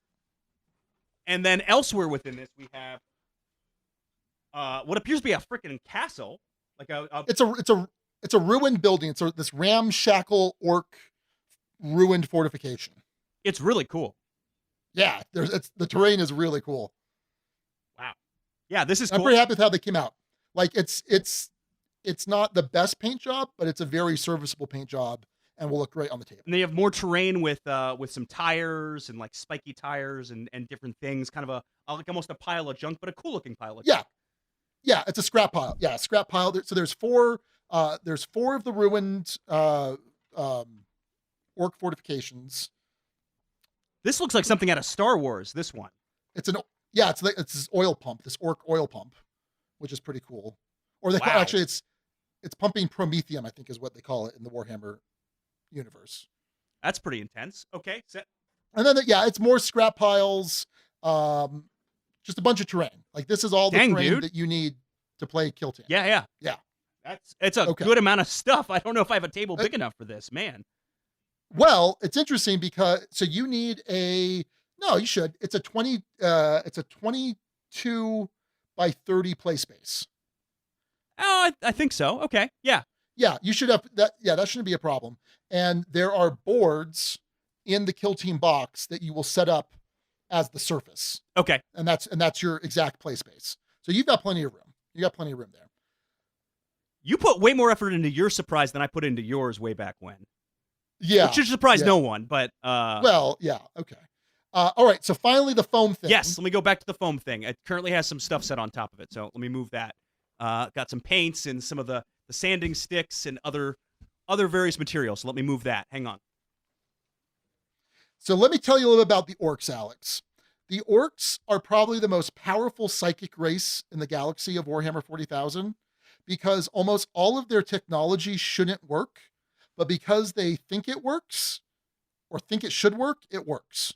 It's their psychic energy that powers all of their technology, which is stupid. That's awesome. Okay. So within the plastic, within the foam tray, we have what appears to be painted orcs with little, oh, that's cool. They have little grass by their feet. Oh no, I forgot to send you the grass. I'm going to send you a little envelope with grass. Okay, so you've got... Wait, what grass? Huh. Yeah, not that kind of grass. So I mean, it's legal in Illinois, which is just across the river, so it's not, anyway. Well, I lost you there for a sec. Okay. So there are the 10 orc commandos built. They're painted. All good to go. There's a cool rocket dude. Yeah. Yeah, they came out pretty good. There's this cool rocket dude. The knob, that's their leader. He's got this big like power claw. He's got like this like little cap and this big power claw. Oh yeah, that guy's super cool. Yeah, he's holding up a gun in one hand. He's got a power claw in the other. Do you see the little blue? Looks kind of like a weird pig. Give me 1 second. This guy? Yeah. So that's called a squig. And the orcs breed squigs. That's a bomb squig. He's got a bunch of dynamite strapped to him, and then they send him off at the enemy and just blow him up. Because that's how orcs do. Okay. All right. So we got a project here is what I'm sensing. Yeah. So you got a project. And let me tell you, because I am now doing all of my stuff. Yeah. And it is the worst, like deja vu or like Groundhog Day. I'm like, oh, I already did all this. Oh, not again. Well, and you've done, and let's be clear, much like typically on this show, you've already done like 75% of the work. Yeah, I've done a good amount of the work, and on top of it, like there's still a decent amount of work to be done. Yes. Right. Yeah. I mean, at a minimum, you need to build the death core of Krieg. And by the way, going back to the orcs, if you notice on the orcs base, they have sort of a textured paint that kind of looks like a mud or something. Yes. Yep. That's that paint. So it's very simple. There's other ways to do it that take a little bit longer that look better, but for our purposes here, that's fine. And then there are these little tufts of grass that are like on stickers, and I'll send you a handful of those. I forgot to put those in. They look cool. They're a cool touch. You just stick them on. Yeah. They just add a little bit of texture, a little bit of, break up the base a little bit. If it's easier, Sean, I do live about 20 minutes from a place literally called Miniature Market. That's true. It might be easy. They're like $6 and you get a bunch of them. Oh yeah. Yeah. I'll just make that happen. So, okay. So we've got a project, right? I've got to do some assembly, got to learn how to paint and then paint. Can Abby, my wife, be recruited for this mission? Am I allowed to have tactical support? 100%. Okay, good. 100%. Good. She may really enjoy painting. I don't know if she'll want to play or not. Absolutely enjoys painting typically. So yeah, this may be a thing. This may be a part of the hobby that she will enjoy or kind of take more to. At the very least, her sister, who's flying into town tomorrow, as of the time of this recording, plays Gloomhaven a bunch and has miniatures of her own that she's been painting. So nice. She may have some advice or tips or something on this. So, all right, what's the timeline? What's the thought process with this? Well, okay, so to build the Krieg model, so you have 9 Death Korps of Krieg models to build.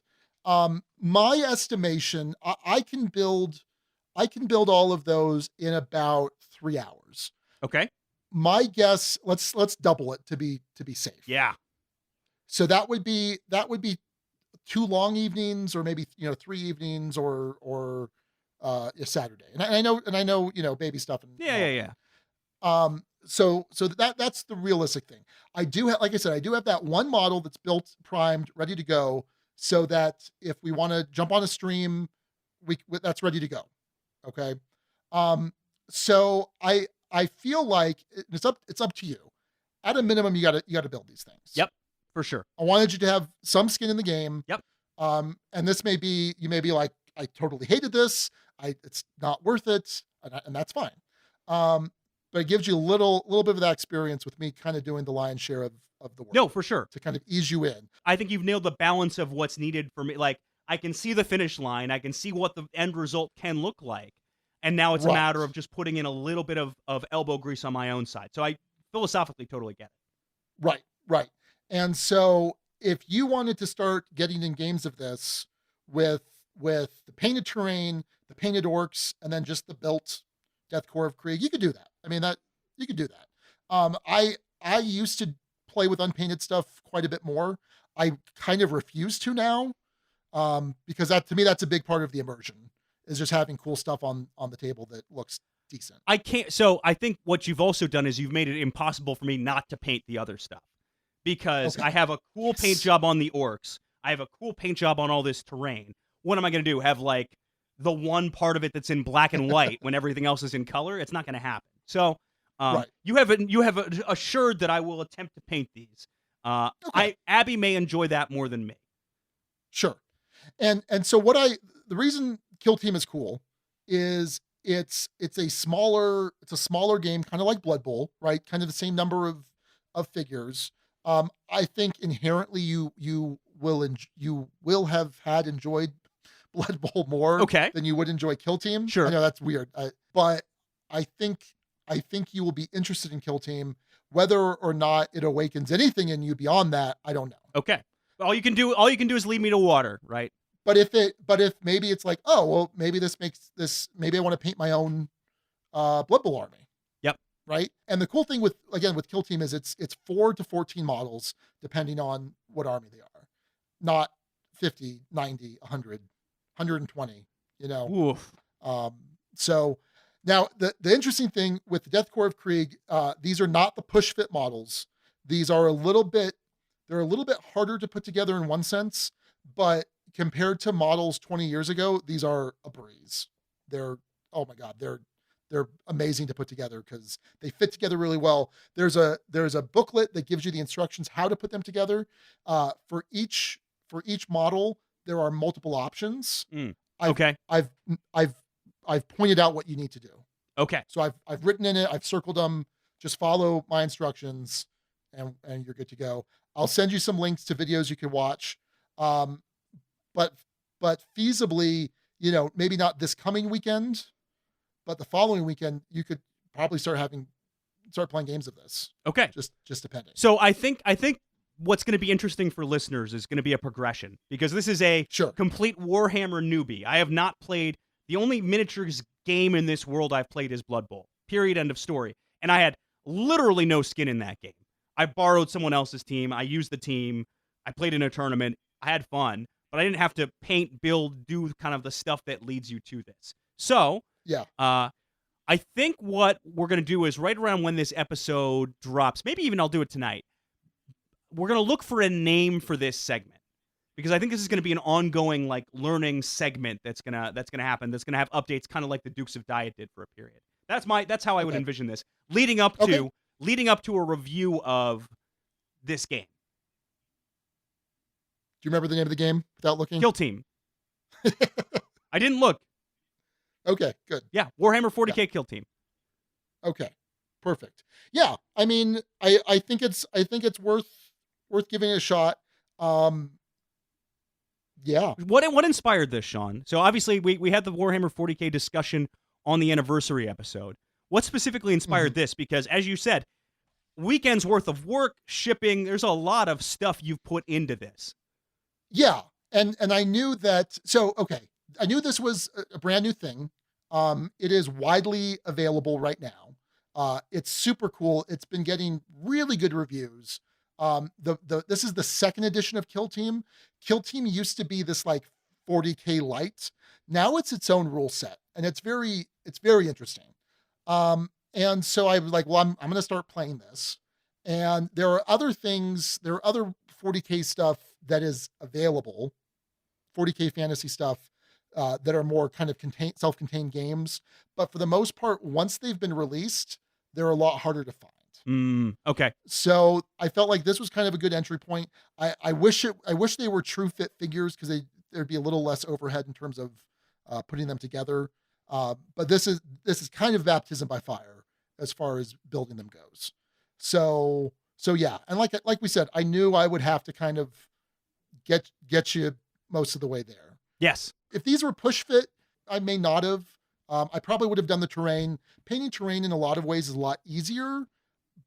But if you don't know how to do it quickly, it's a pain in the butt. Sure. You've done a stellar job. I can't help but jump in and dive in face first. Like, there's no other option here. You've put in so much love, care, effort, whatever else.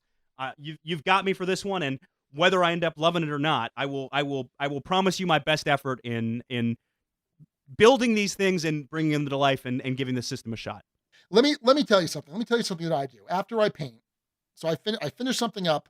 It's all done, and I'll typically that night I'll put it on the game table because I'm not ready to put it away or do whatever with it, and I'll look at it right before I go to bed, and I'll get this little sense of accomplishment, right? And then the next morning, I'll wake up, I'll get ready, and before I go out the door, I'm like, you know what? I'm gonna take a look one more time at those dudes before I leave. Like I do it all the time. Like all the time. I'm just like, wow, I did that. There's this really great sense of accomplishment that happens in painting. So okay. We'll see. All right. We will see. I'm on the journey.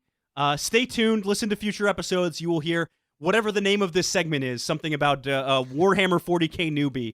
I don't know. Namefather's going to go wild with this one, I'm sure. But yeah, that's thank you. Thank you for putting in all this effort. I know it's obviously with some amount of selfish intent. Absolutely, 100%. Because you want someone else in this space and enjoying it and more content.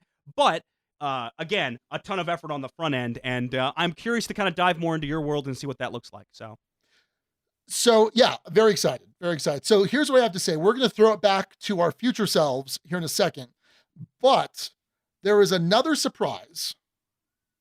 Not baby related. Okay. But I'm not going to tell you now.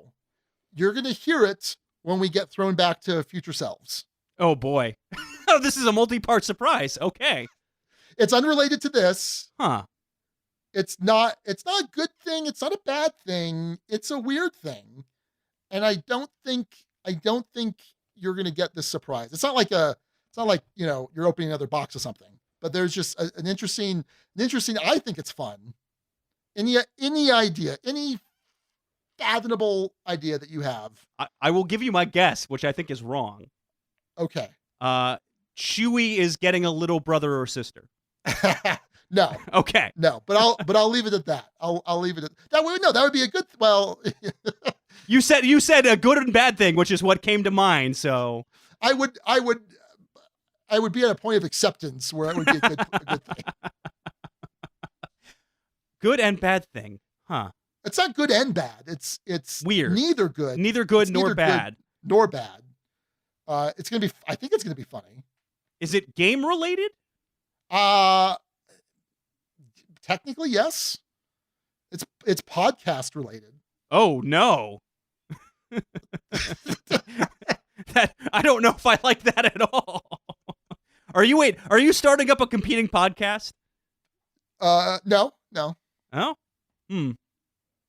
All right, I'm not going to answer any more questions. Okay, that's fair. Listeners don't have to wait. No. I have to wait a week. One whole week for whatever nonsense you're pulling.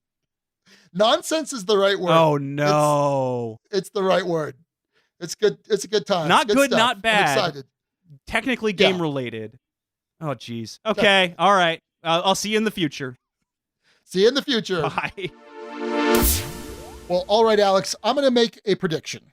You have built none of the deathcore of Krieg in the last week. Oh, absolutely not. Are you kidding me? We had a baby shower over the weekend.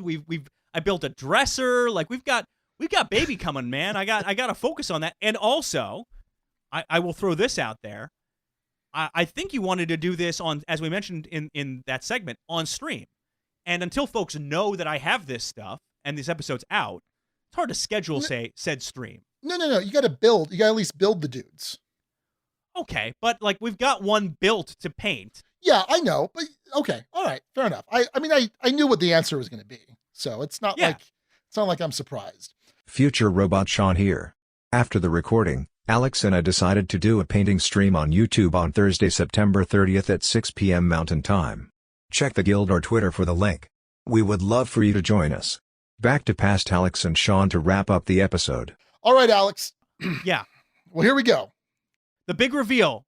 Oh, man. Oh, I'm excited. I made some so was I close with any of my guesses? No, you weren't. You really weren't. So, okay. So it's interesting. If you recall, people just heard it like 3 minutes ago, but for you a week ago, I said, without you knowing, I have already given you far too many clues. Remember that? I do remember you saying that, yes. Okay. All right, here it is. All right. There's a bit of subterfuge, a bit of chicanery, a bit of trickery. Is chicanery the right word? I'm trying to draw this out because I'm so excited, and I don't understand what's going on here. I've made so many predictions. Yeah, chicanery, the use of trickery to achieve a political, financial, or legal purpose. Ooh, interesting. What? Wait, I have a guess that I had not made before. Okay, go ahead. Guess. Sure. You are somehow a Warhammer lawyer now. Oh God, no. Okay. Okay. All right. Nope. Go ahead. All right, Alex. Sean S. Ramirez, am secretly Sean Connery.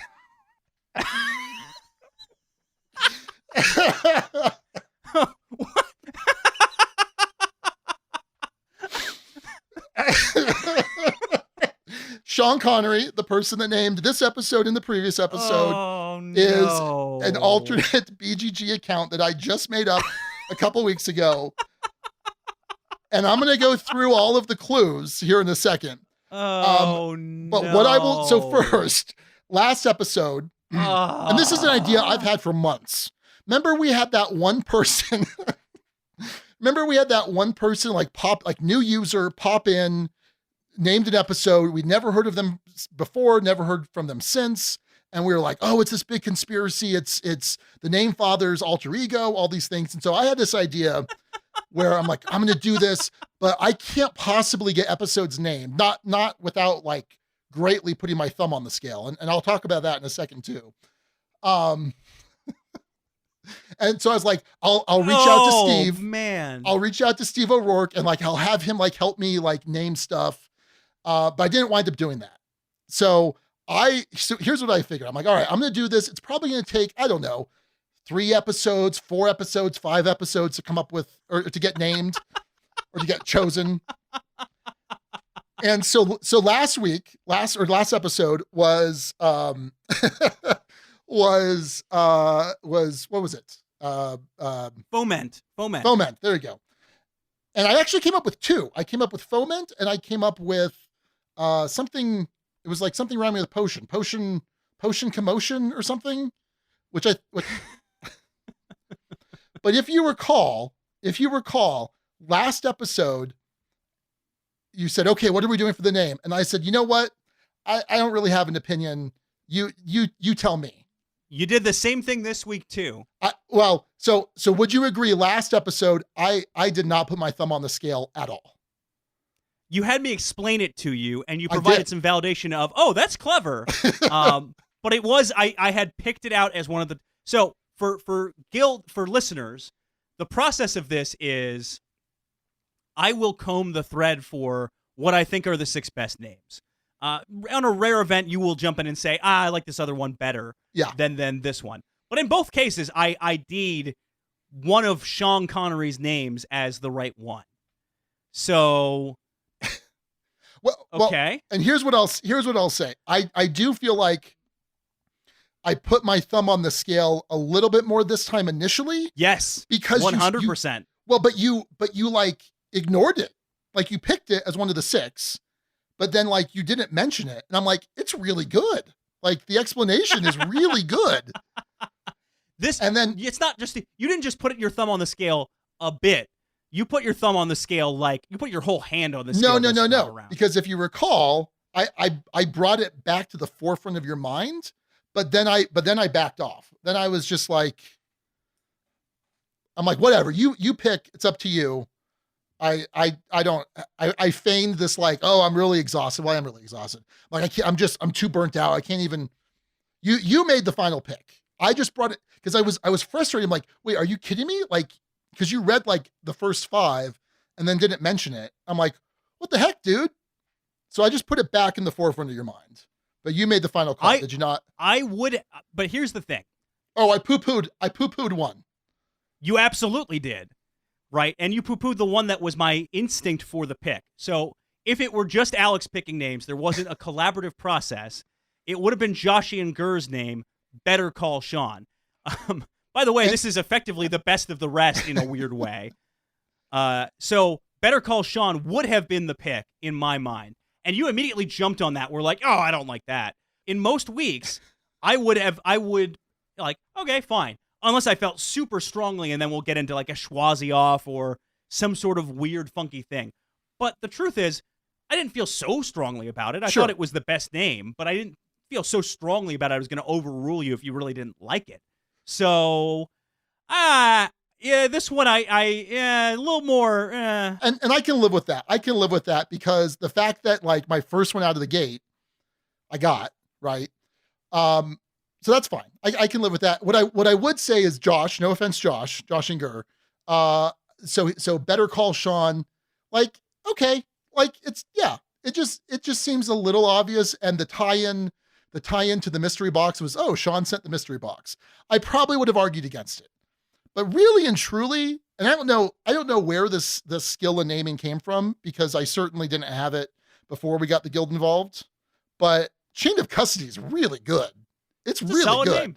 No doubt. And look, in the early days of the show when we named, we had some good ones. And then we had some just abysmal ones, like atrocious names. So when I said before that I've given you more clues than you realized, the first one is I had said, even though those are my first posts as Sean Connery, I said, oh yeah, I've tried to name episodes before, which is true. As Sean, I have. Yeah. So pull up the most recent mystery box. Or no, pull up the what's in the box thread where we tease this on the guild. Okay. While you're doing that, so the clue to Sean Connery as well. So Shang from Shang-Chi, at the beginning of the movie, this is not a spoiler, he goes by the name Sean. And then Sean Connery played a character named Ramirez in Highlander. So there's a little Sean Ramirez. Then the actual like BGG handle. So it says Sean Connery, but the BGG handle is at Ersatz Fanatic. Do you know what Ersatz means? ERSATZ? I don't. Fake or inferior or of a lesser quality. Fake fanatic. Fake fan. Okay. All right. Okay. Now, Wait, I'm reading this. So this is the what's in the box thread Uh-huh. where it was people guessing at what's in the box. Uh-huh. And Mike White brought up the moment around mentioned that that one time where I had tequila instead of playing the game I reviewed. And Sean jumped in and said, just listen to that episode. It was pretty funny, but I could certainly put myself in Sean's shoes. Of course Sean Connery could. I will say, and there's some other details to this which are fantastic. You have as your micro badges, there's a Dukes of Dice fan for the first one. Sure. There's a barbershop quartet fan. I don't quite get that one immediately. Is it just that there's an idea of multiple people? No. Oh, this is great. Okay. So if you look, so if you can, listeners, check out Sean Connery's gamer ID thing. So first, there's the barbershop quartet. If you actually click on the profile, it says that I'm from Skokie, Illinois, which I'm not. Yes, I saw that. Do you know that? Okay. I don't know the reference, but yeah. It's a reference to The Usual Suspects. So without completely spoiling the end of Usual Suspects, there's this big twist, and it partly involves someone being in a barbershop quartet from Skokie, Illinois. So there's that. Also, the banner above me, it's "and like that ... which is also a quote from Usual Suspects. Again, if you know the movie, you would recognize that. The next badge is a Highlander fan, so just reinforcing the Highlander thing. Then Fight Club fan with another spoiler. No spoilers, but yeah, I know exactly why that's alter there. ego. Yep. And then finally, the last one there. What's the last one there, Alex? It just says pay no attention to the man behind the curtain. It's a Wizard of Oz micro the wizard. Badge. Yeah. Yeah. Oh. And then finally the last one is the actual avatar image itself, which you thought was like half Sean Connery, half something else. That's from the show photo or whatever of Undercover Boss. Stupid. It's so stupid. I think I have a prediction, Sean. Uh-huh. This may prove more controversial than you anticipate. Okay. It might. Like, I don't know. It might really, really annoy someone who's been naming stuff, especially this time around, when I will be clear, you quite literally stole this one away from someone. There's no doubt about it. Under normal circumstances, I don't think I would have picked Better Call Sean. Okay. As an officer of the court, I think much like this infamous moment where I drank tequila and showed up to the review and hadn't played Gaia Project and did not get how much that was likely to cause friction between us, but was great for the listeners. I find this really funny, but I can imagine there's going to be at least one guild member that will be salty about this and will have good reason to be. Well, I'm sorry, Josh. Well played, sir. I absolutely didn't know at all. You completely bamboozled and fooled me. But there may be a price to pay. I'm just saying. There were 2 times I was posting as the real me, and I forgot to log out and switch logins, and I had to very quickly delete it, and vice versa too. Oh, okay. Yeah, dangerous times. It's tough to be a BGG guild spy, secret agent. Wow. All right. Well, let's go to the best of the rest names, the names we didn't pick because Sean was too busy undermining and sabotaging all of you. First up, the rightful winner of this week, Better Call Sean from Joshian Gurr.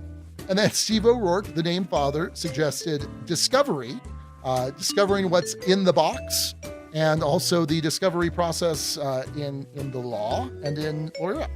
Nick Hayes with Matlocked, referring to a kind of a closed mystery box, and of course the famous TV lawyer Matlock.